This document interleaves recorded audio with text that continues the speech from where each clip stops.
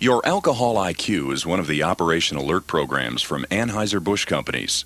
For additional information about your Alcohol I.Q or our other programs, please contact Anheuser-Busch Companies, Department of Industry and Government Affairs, 1 Bush Place, St. Louis, Missouri, 63118. It's time to test your knowledge about alcohol and responsible drinking. Play along with our panel of celebrities on Your Alcohol I.Q. Elise Beasley of Moonlighting, Patrick Duffy of Dallas, Marla Gibbs of 227, Richard Dysart of L.A. Law, Lisa Hartman of Knots Landing, Robert Walden of Brothers, Barbara Bosson of Hooperman, Mickey Dolans of The Monkees, and Artie Johnson of Laugh-In. Then check your answers with our panel of experts. Dr. Morris Chaffetz, president of the Health Education Foundation and founding director of the National Institute of Alcohol Abuse and Alcoholism. Dr. David Olms, physician, psychiatrist, and specialist on the treatment of alcoholism. Augustus Hewlett, president of the Alcohol Policy Council, and Dr. David Pittman, professor of sociology at Washington University in St. Louis and national expert on alcohol research. And now, let's join our hosts, stars of L.A. Law, Jill Eikenberry and Michael Tucker, as we test your Alcohol I.Q.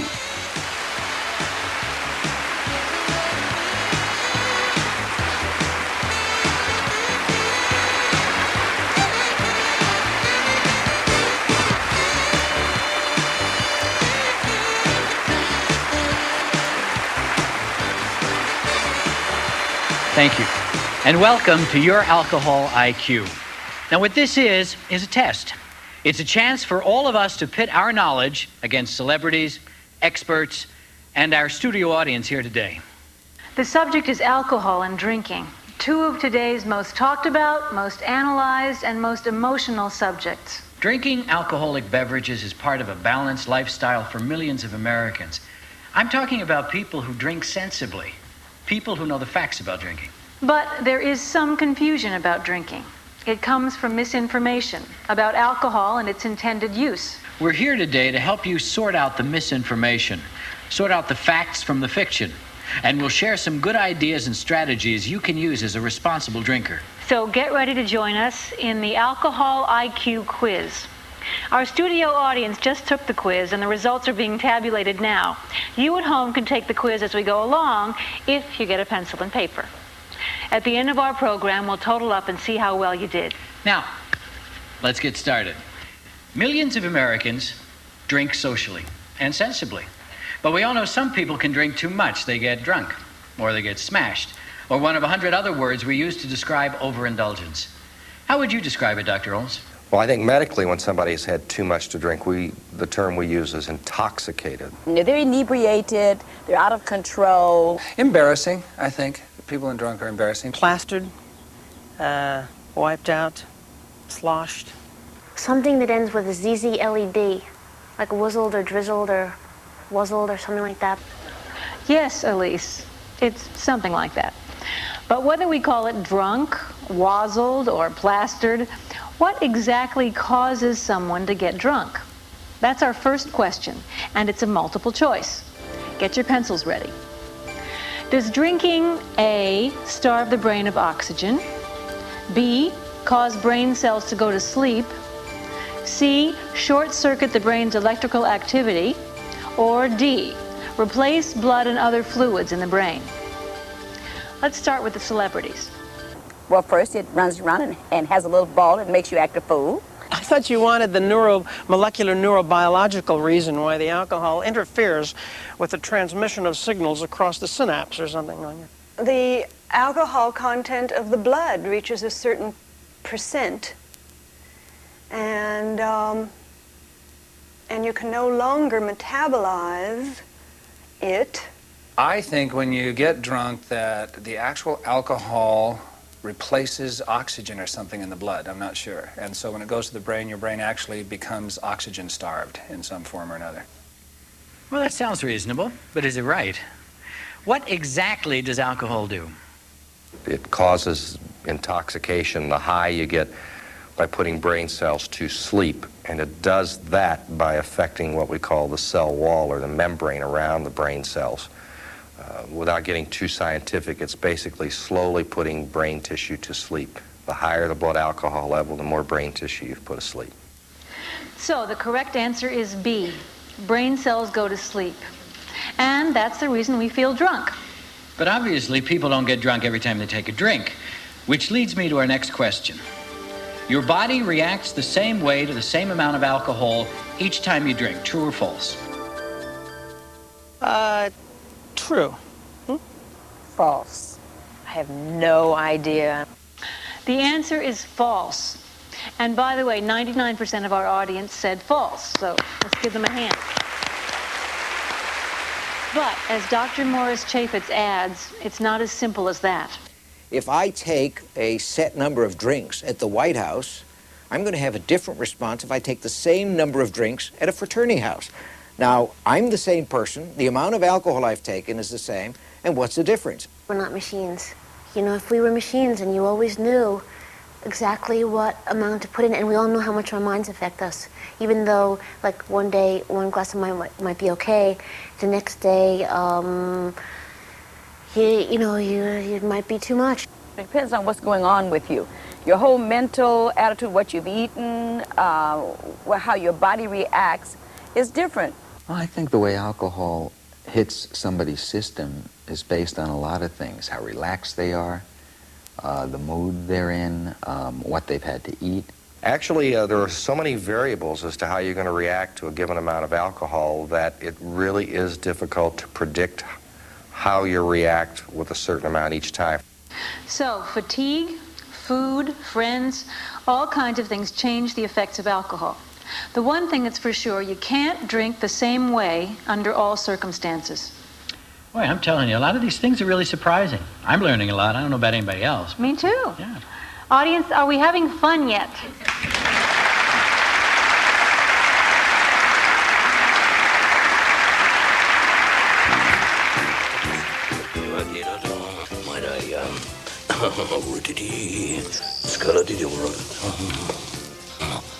I don't know about them, but I know several ways we could have fun. That's not one of them.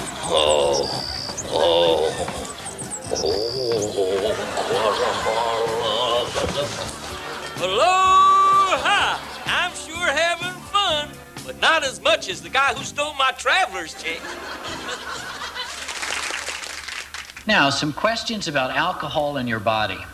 Research has shown that most of the alcohol you drink enters your bloodstream through two organs. So the next question is, what are they? Here's a hint. They're both in your digestive system. Let's go straight to an expert for this one. Up to 20% of it can go directly from the stomach into the bloodstream. And the rest of it passes into the small intestine before it's absorbed into the bloodstream. The correct answer is the stomach and the small intestine. But where the alcohol goes is not as important as how fast it gets there. That's because the rate at which alcohol enters the bloodstream determines your tolerance. Which leads directly to the next question. Let's make this one multiple choice. How do you slow the rate that alcohol enters the blood? A, eat a heavy meal before you drink. B, drink a heavy liquid like milk. C, drink coffee in between alcoholic beverages. Or D, snack as you drink. I've always heard that caffeine is not a thing to help sober people up anyway. It's an old wives' tale, usually from old wives treating old drunks. A heavy meal before you drink. Let's say if you're snacking or eating something that's like starchy, all it does is like act like a sponge and go... Coat your stomach with milk. There's an old Scottish saying, which is, you canna build on a swamp, laddie. Which means before you go drinking, you should have a nice big meal. A guy that I used to work with said that when he was in the service, because he was so small and he was drinking with all these big guys, he would drink like a half a quart of cooking oil that would saturate the lining of his stomach and not allow fluids to be absorbed. Sounds delightful. Yuck! That sounds horrible. Maybe our experts have some more tasteful advice. Drinking water with your beverage, if that's diluting the amount of alcohol you have in the glass, is certainly an effective technique for getting less drunk. If you're on an empty stomach, then you're going to feel the effects more. So eating a meal first might have some beneficial effects, but snacking while drinking is, I think, the preferred way of reducing the effects of alcohol.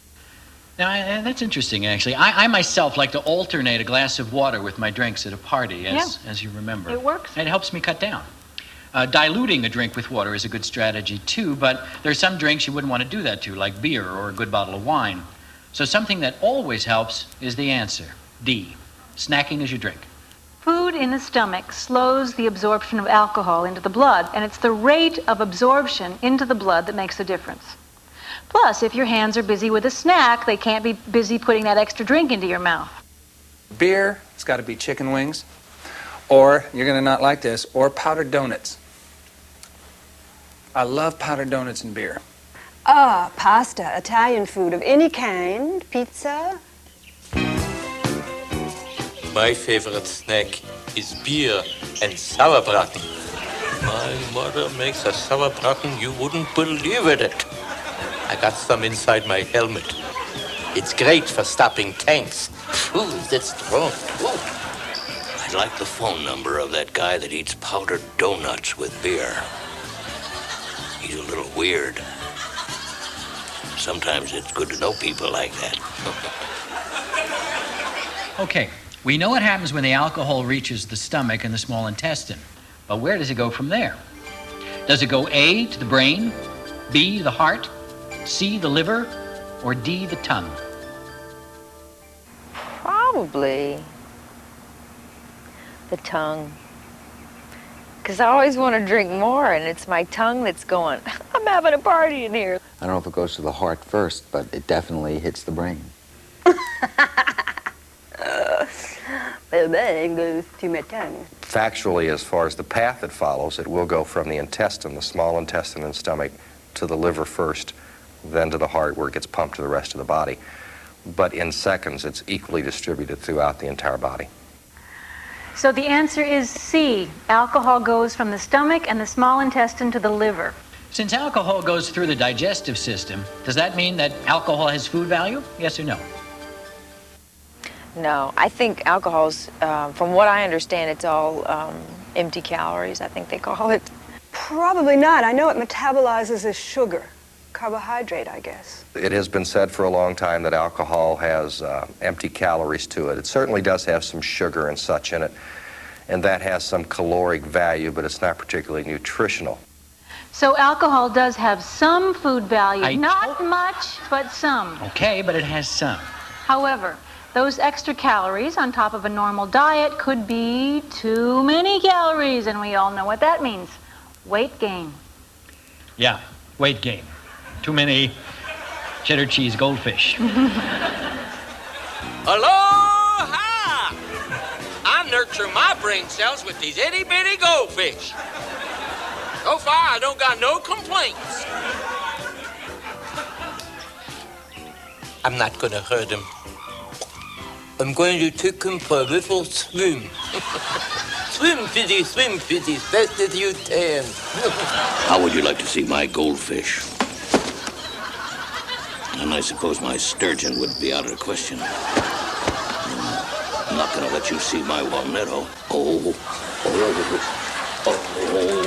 Help. So now that we've traced alcohol's path into the body, here comes the next question. How does it get out? Let's make this a true or false. As the blood filters through the liver, alcohol is continuously removed. True or false? Jill? It's true. The liver does remove alcohol from the blood, but there's a limit to how much it can do and how quickly it can do it. So the next question has to do with the rate of removal. How do you pace yourself? Or how much alcohol can the liver comfortably handle? A, 1 drink per hour. B, 2 drinks per hour. C, 1 drink every 2 hours. Or D, all of the above. Just kidding. Okay, we know it's not D. The answer is A, about 1 drink per hour. Now, there's no standard size for a drink. The only difference is with beer, the amount of alcohol is more diluted than with liquor or wine, so it's absorbed more slowly into the bloodstream. And the same rule applies to light beers. While they contain fewer calories than regular beer, they still contain about the same amount of alcohol.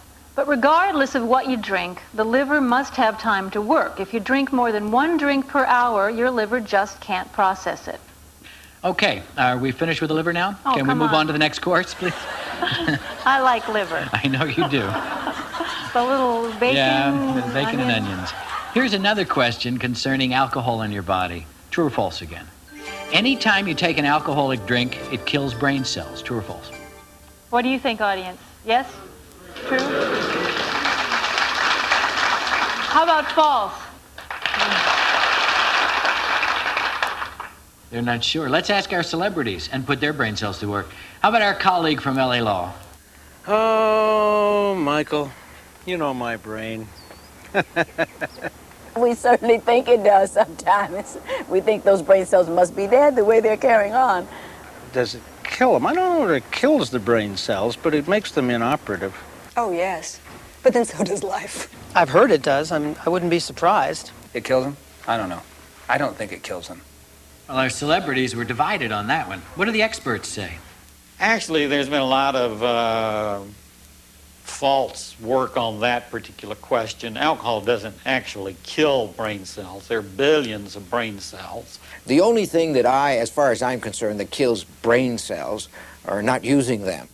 So saying that alcohol kills brain cells is apparently another one of those myths attached to drinking. And myths like that have always been with us. Oh, myth. Very interesting. But isn't a myth a small moth? Missing the My brain cells are all right.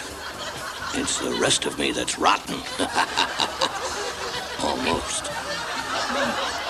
Now, our next question is bound to heat up the battle of the sexes. And don't hit me like that. That's the battle of the sexes. True or false? A man can generally drink more than a woman without becoming intoxicated. Probably because he's bigger usually. Men are usually bigger, they have bigger bellies, they can hold more. I mean, people always assume that women can't drink as much, but it's not that. I think it's everybody's individual tolerance. No, I don't think it has anything to do with sex. I think it has to do with body weight. Macho-wise, men would like to think, of course, they can drink more than a truck can haul, but I don't think that's true. I think as a general rule, since most men are larger than most women, you can make that as a general rule. However, if a woman is large and has a large muscle mass and the man is short and is fat, that would not hold true. It is more related to size, muscle, and amount of fat than it is sex. And what does body fat have to do with it? Well, the more body fat you have, the less tolerant you are to alcohol. Surprising, no? Body fat absorbs less alcohol from the bloodstream than muscle. So the less alcohol absorbed, the more alcohol left to go to the brain. Let's ask that question another way. Do men try to drink more than women? I think guys at an early age, their first thing is to go out and drink. Girls go out to try to catch the boys. Boys go out to try to get together and drink or smoke or whatever they think the older guys are doing that will make them feel like men. The typical American male is about 8 years old, driving a big truck with a gun.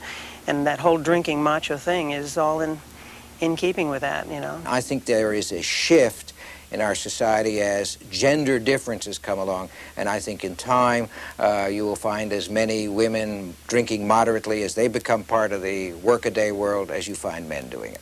In historic times, probably women drank at the same rate as did men. If you went back to early colonial times, when beer was brought over in the Mayflower, for example, it was the appropriate drink. Here's an interesting fact. An Assyrian tablet from 2000 BC indicates that beer was taken aboard Noah's Ark. Distilled spirits came to the colonies with the earliest English and Dutch settlers. And the log of the Mayflower even states that the Pilgrims landed at Plymouth Rock instead of heading south because they ran out of beer. And those little cheddar cheese goldfish. In the early days of the United States, the Whiskey Rebellion was fought because the distillers didn't want to pay taxes on what they made.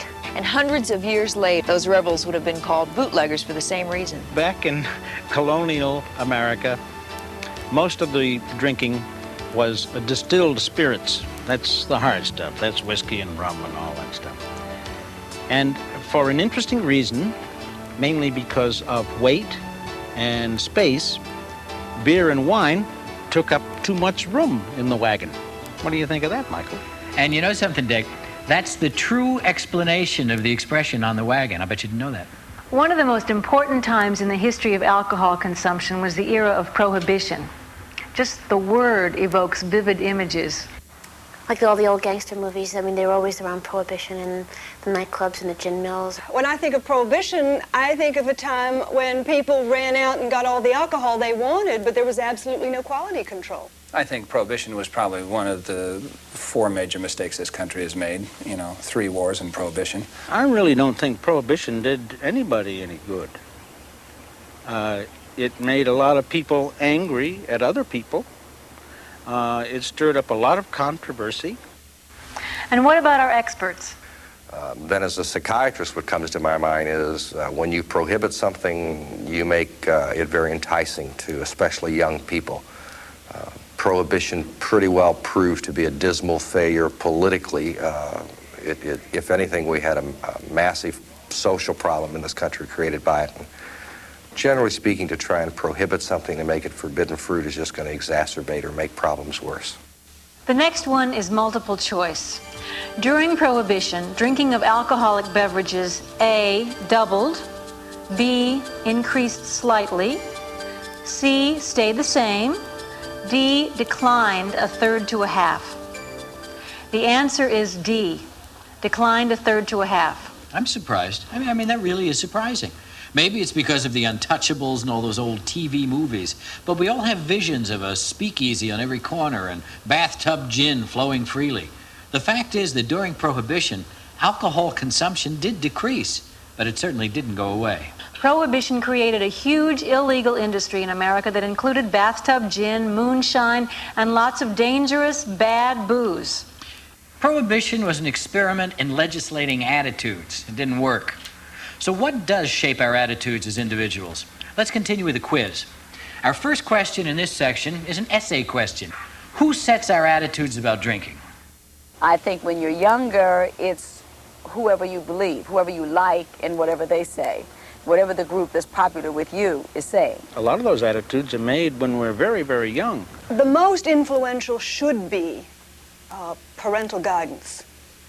Unfortunately, we live in a society where it's not as influential as it should be. I truly think peer pressure, which means that you have to establish again in the home environment the ability of peer pressure to be positive instead of negative. I think the basic attitudes towards alcoholic beverages are learned within the family unit.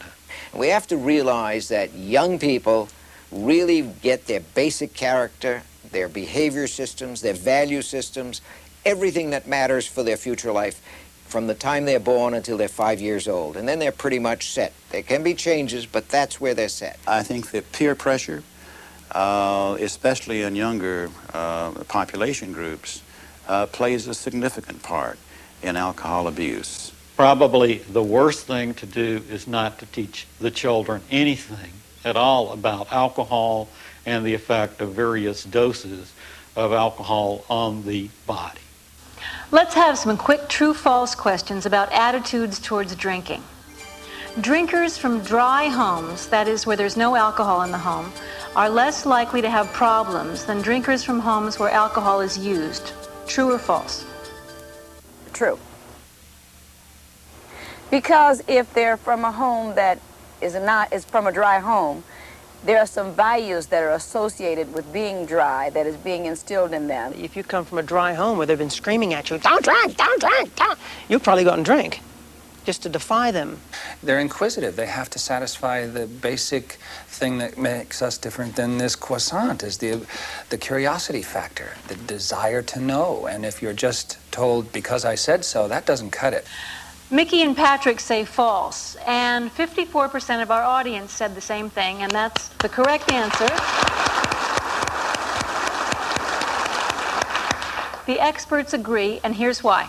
There's some strong evidence that homes where alcohol is really strongly prohibited for whatever reason that children who come from those homes do indeed have a higher incidence of drinking problems later in life. People from dry backgrounds, as long as they stay within that same religious and cultural system, probably never do begin to drink. The problem comes when they divorce themselves from their religious cultural background. Then they generally reject all of the values, and some of the more tragic cases of alcohol abuse come from this particular background. Okay, next question. According to studies, responsible drinkers had their first drink at an earlier age than people who do not drink responsibly. True or false? False. It has nothing to do with when you have it. It has to do with why you have it. I'd say so. True. No, false. I don't think it has anything to do with the timing of getting your first drink. I think it has to, again, do with the entire system by which you learn what alcohol is and how to treat it with respect. Well, our celebrities obviously don't agree, and our audience was divided too. 44% said false, 56% said true. However, our experts do agree. I think respect for young people produces fewer problems with alcohol and other substances than hysteria and overreaction and keeping them ignorant. People who've had their first drink at an early age, if that's done in a family setting with family approval, say a little wine or a drink with dinner again, and that's typical of their culture, certainly it would appear that those families have a lower incidence of alcohol problems later in life. Now, obviously, we're not saying that children should be given alcoholic beverages, but studies indicate if children grow up in an atmosphere of responsible drinking, they're most likely to be responsible drinkers themselves. One important factor in our perception of alcohol may be advertising. How about it, celebrities? Does advertising affect perceptions about drinking, about responsible drinking? In other words, does advertising make people drink? I think advertising could influence what you drink. I don't think it can make you drink. Advertising is very influential, but it's spotty, and you have the choice of being in or out of that influence at any given time. But mostly I think it's reflective. You know, guys sitting around in bars drinking beer and laughing and having a good time was around long before television commercials. The celebrities say no, and so do the experts. Dr. Pittman? I think it has a very, very negligible impact on the drinking habits of the individual. This is a very contentious area today, as you already know. The advertising does more than anything else. It creates market share for a particular product. I think that this business of thinking that drinking, advertising has an impact on people's drinking bothers me because it implies that human beings are trained dogs who can respond to a stimulus like Pavlov's dogs began to salivate when he rang a bell. I don't look at human beings that way. Why don't you ring a bell and see if I salivate? Psst. You want to come to my bunker? We could listen to my Marlene Dietrich records. Dietrich? Now she had legs. What happened to yours, my dear? Falling in love again. Oh, shut up.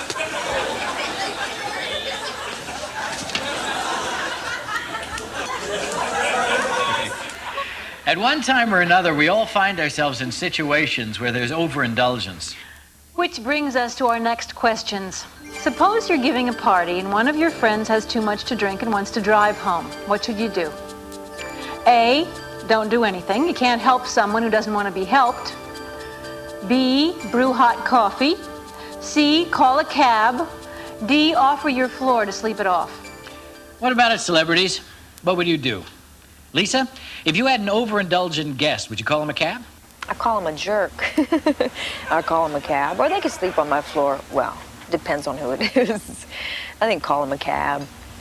You might give them a cup of coffee, but I don't think that in itself is going to do it. I'll tell you one thing you don't do is you don't leave them alone and say, have fun getting home, pal. But I really think that anybody who lets anyone get in a car from a party, I mean, it's not only their friends and acquaintances' lives that are at stake, but anybody else on the road.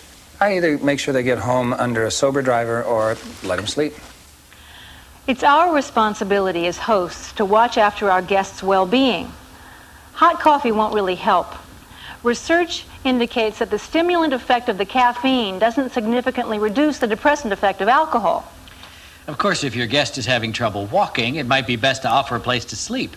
But if he's mobile, calling a cab is probably the best answer.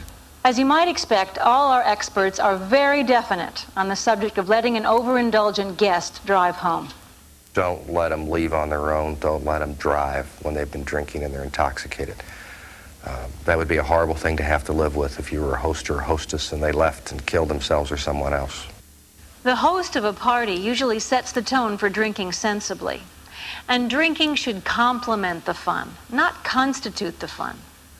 Having a friend overindulge is less likely if you plan some party strategies. Which brings us to final exam time. Time to go over what we've learned so far and to call attention to some specific problems. What you're about to see is a dramatization of a party scene. According to an informal survey of college-aged adults throughout the country, these scenes are unfortunately all too typical and all too irresponsible. This final question is not here to teach you how to do party drinking games. In fact, the purpose is quite the opposite. We hope, after seeing this segment, you'll know why such activity is extremely dangerous. And as they say on TV, don't attempt to do this at home, and don't let your friends try it either. Watch for things that aren't right, and list the things you'd change if this was a party you were hosting.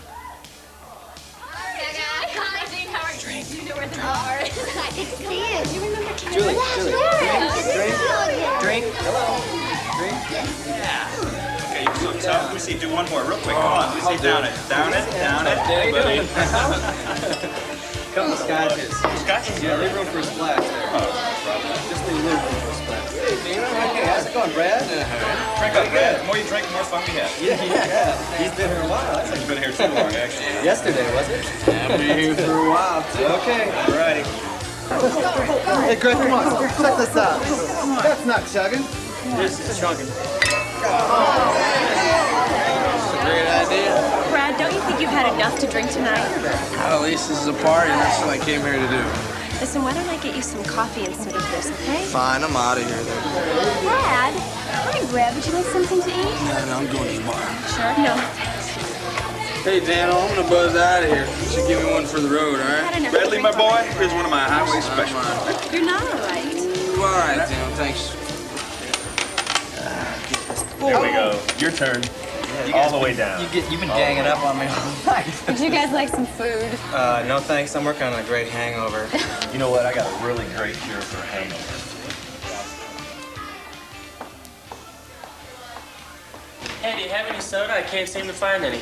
No, I'm sorry, I don't. Why don't you get a drink like everyone else? Brad, please, for the last time, you're too drunk to drive home. Please, I'll be all right. Lisa, it'll be okay. Just let him go. Girls, just let the jerk wreck his car. Come on, we're gonna have some fun. Come on. Okay, we're standing in the audience here, and we've seen that the people at this party were headed for pretty big trouble. So what do you think, folks? What would you have done? We're going to ask some people in the audience, and then you'll get to answer yourselves. How about this gentleman right here? What would you have done? Well, the most obvious thing was they shouldn't have let that guy drive. I mean, they shouldn't have let him get in that condition in the first place, but it was really stupid to let him get behind the wheel of his car. They should have called him a cab, and that was a really sick joke, I thought. Absolutely. Jill? The one guy was looking for soft drinks, and I thought they should have been more available. We should have had soft drinks available. I thought so, too. Yes, the host appeared to be drunk, and that seemed to be setting the tone that it was okay for everybody else to get in that condition. I think that's really important, that the host really sets the tone for a party. And this person was setting a bad one. Jill? Yes, it appeared that the hostess was attempting to get people to eat, but it seemed like she wasn't having many takers. They were passing up the snacks. How about this young lady right here? Could you stand up, please? I think that the chugging games and all of the things where they were throwing quarters into the glasses were just encouraging a lot of irresponsible drinking. Along that same line, I think the quarters game was dangerous because they could have swallowed the quarters. This lady right here, please. Would you stand? Designated drivers. Nowadays it seems that a lot of parties there are designated drivers, and I didn't see any designated drivers in that segment. Right. There was nobody that was safe to drive. Thank you. Hi, I got the impression that the bartender was totally an irresponsible person. He was not using any controls, any measurements. And to me, the bartender is the big key on how much you put into a glass or how much you give to people. That's a great point. He seemed to be pushing more and more rather than sort of limiting it. That's a great point. Well, I think the hostess was ultimately responsible for what happened to the people after they left, too. And as a hostess, she should know this, because if they get in an accident, she's going to be responsible for that, too, now under some of the laws in the state. So maybe she should have asked that guy to sleep on the floor somewhere. Well, folks, you've come up with some great comments, and you caught most of the mistakes. But here are a few you missed. I would encourage limiting the amount of time there is available to drink. For instance, if it's a dinner party, you're going to have some drinks before dinner. Make sure you have some snacks out, some appetizers that can go with the alcohol, and limit that amount of time. You don't need 2 to 3 hours drinking before you sit down to dinner. Limit it to 30 minutes or an hour so that there's less time involved for the people to drink. It's probably a good idea perhaps to withdraw the alcohol before people go home, and to leave an hour or so towards the end of a long social event for people to go without any alcohol and have more time to sober up if they've had too much. And then lastly, and this is something I really believe in, as the host, try to make sure you say goodbye to everybody as they're leaving, and make sure you're not letting anybody leave your place intoxicated. Audience, give yourself a hand. You did very well.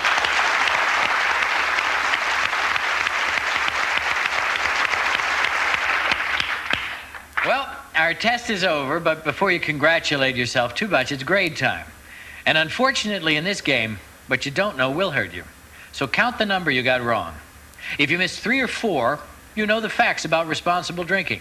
So throw yourself a party. If you missed 5 or 6, grab a bowl of cheddar cheese goldfish and look back over the quiz to think about what you got wrong.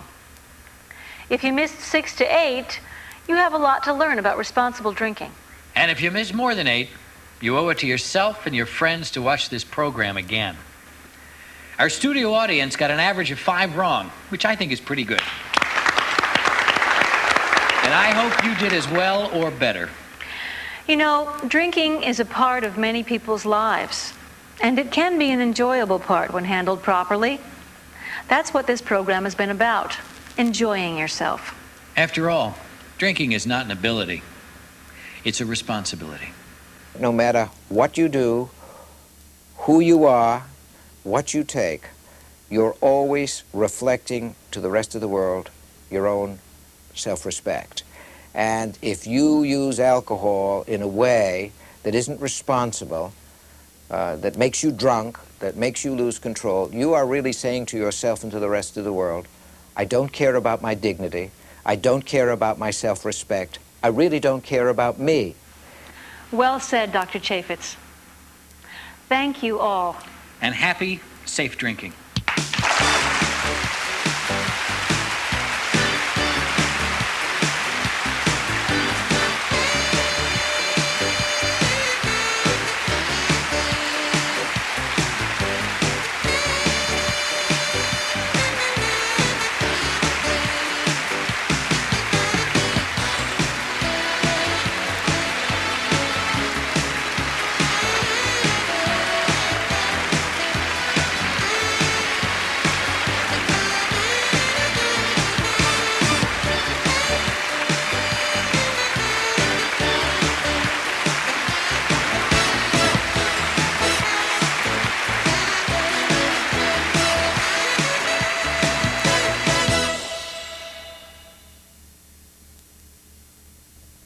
For additional information about this subject, please contact Anheuser-Busch Company's Department of Industry and Government Affairs, 1 Bush Place, St. Louis, Missouri 63118.